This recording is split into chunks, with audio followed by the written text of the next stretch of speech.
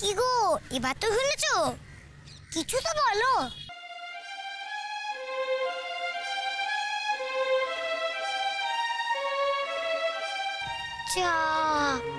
কিছু না বলে আবার হাঁটতে শুরু করলো।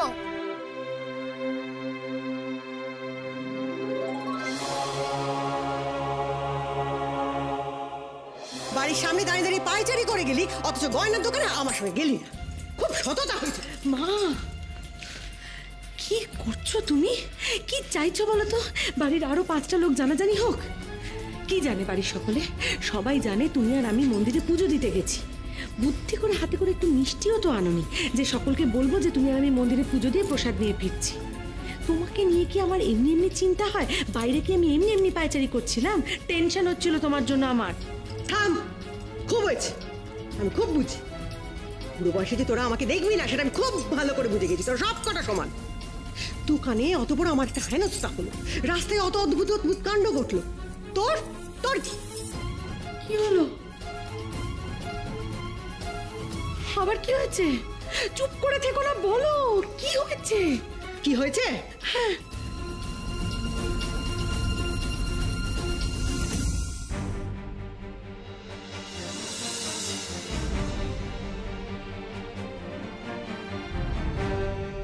বিজুলি মাতা তো।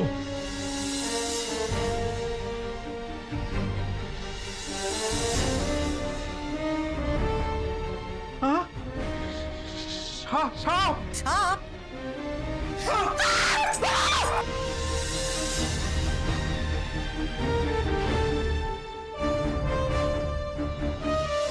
ও পিসির মা, শুনতে পাচ্ছ? ওই গয়না দিয়ে বড়দিদির চোখের অপারেশন করো, তাহলে এই গয়না থাকবে, না হলে সব ভ্যানিশ, বুঝলে? শোনো মা, তোমাকে নিয়ে টেনশন আমি এমনি এমনি করি না। তুমি তুমি বুঝতে পারছো? বুঝতে পারছো যে এই পুরো কাণ্ডটা কার? কে করেছে এই পুরো কাণ্ডটা? ভূতু। ভূতু মা, এগুলো পুরো পুরো পুরো ভূতুর কাণ্ড। ও তোমার আর আমার চোখের দৃষ্টি কেড়ে নিয়েছিল। আমাদের দুজনকে এইভাবে ও শিক্ষা দিতে চেয়েছিল। এরপরেও তুমি থামবে না? হ্যাঁ, এরপরেও তুমি চালিয়ে যাবে? তুমি কি চাইছো? আরো বড় কোনো অঘটন ঘটুক, এটাই কি তুমি চাইছো মা? শোনো মা, ভূতু যখন একবার বলেছে যে গয়না বিক্রির টাকায় যদি মৌলির অপারেশন না হয় তাহলে ওই গয়না সব উধাও হয়ে যাবে, তাহলে তাই হবে। ওই গয়নার একটাও তুমি পাবে না, দেখে নিও।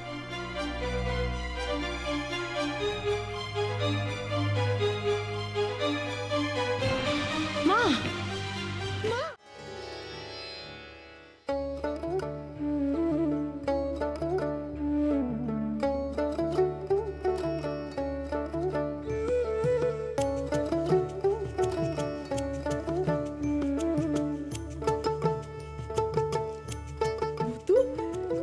ঠাম্মার গয়নাগুলো তুই পরে আছিস কেন?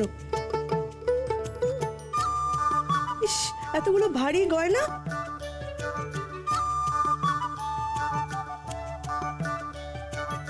কিরে, হ্যাঁ, সব গয়না তুই পরে বসে আছিস? ভূতু গয়না পড়েছে?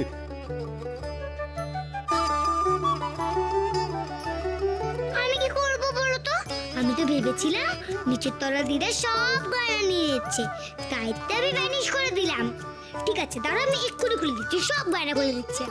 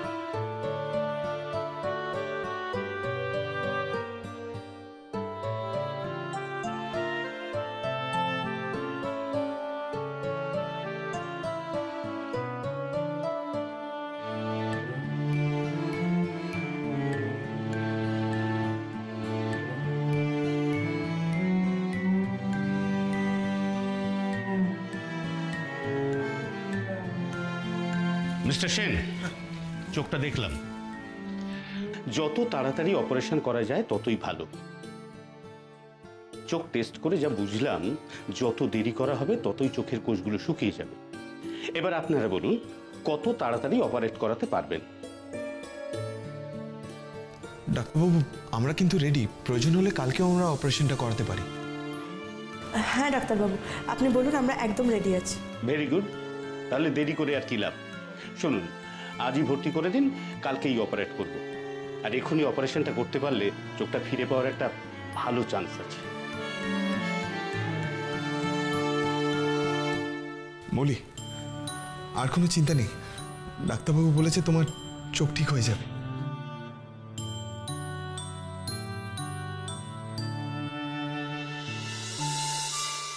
মৌলি, একদম চিন্তা করো না, দেখবে এবার যা হবে সব ভালো হবে। তোমার চোখ একদম ভালো হয়ে যাবে। সত্যি সত্যি চোখটা ফিরে পাবো দিদিভাই? এ বাবা, অপারেশনের আগে এসব কি কথা মৌলি?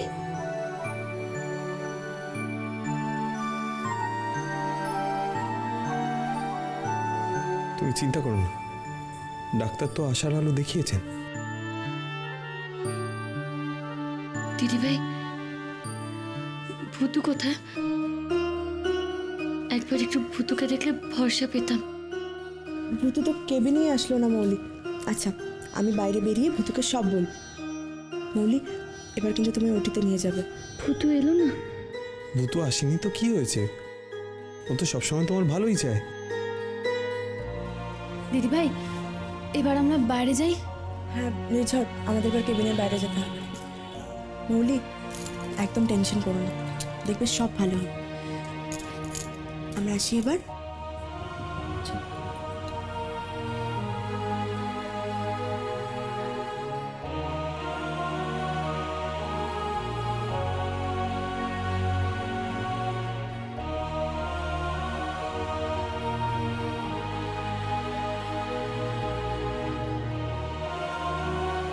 ভূতু, তুই একবারও এলি না?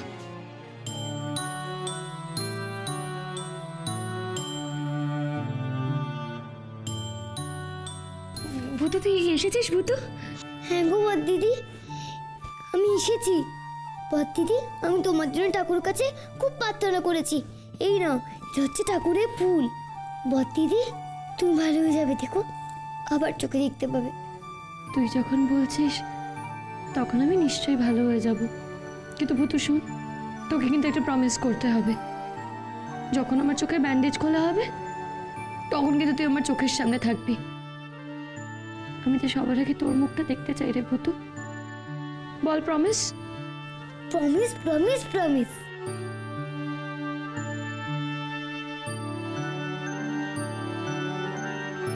চলুন ম্যাডাম।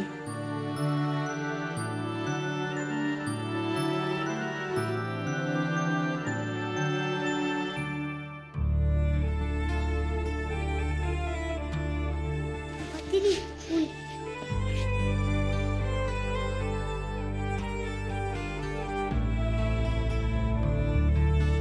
এবার আপনার তো ব্যান্ডেজটা খুলতে হবে। ঠাকুর, বদ্দি যেন সবাইকে দেখতে পায় গো। দেখতে পাচ্ছি না তো, ভূতুকে দেখতে পাচ্ছি না। আপনাদের বাড়িটা ছেড়ে দিতে, মানে দুটো পরিবারকে ছেড়ে দিতে হবে। ওই আমাদের পুরনো বাড়িওয়ালা বাড়িটা বেচে দিয়েছে। এমন তুমি আমরা ছেড়ে চলে যাবে না তো? তুমিও চলে যাবে?